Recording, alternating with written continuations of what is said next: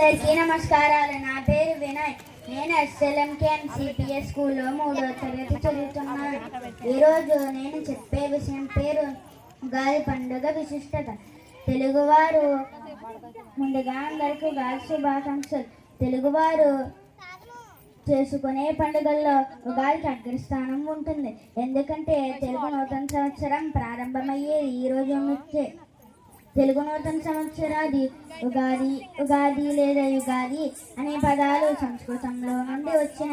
యుగ అనగా కాలమని, ఆది అనగా ఆరంభం అని అర్థం.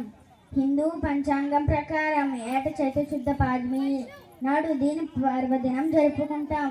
దీన్ని తెలుగు నూతన సంవత్సరాది అని కూడా అంటాము. ఇది శ్రీ పరాభవ నామ సంవత్సర చైత్ర శుద్ధ పాడ్యమిగా పిలువబడుతుంది.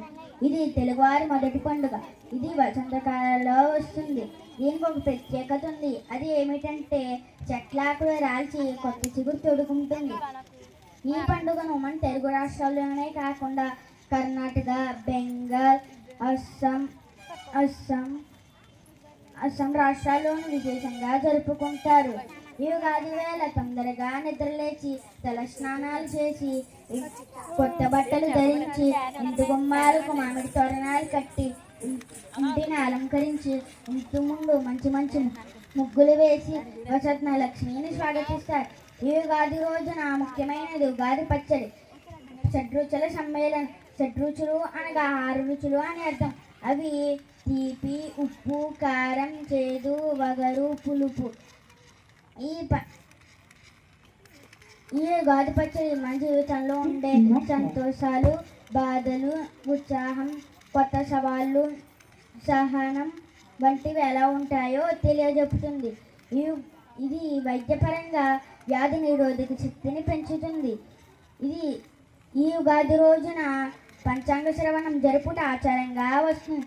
దీనిలో మంచి శుభాలను అశుభాలను తెలుసుకునే వారికి అనుకూలంగా వారి భావ జీవితాలను ఆచరిస్తారు.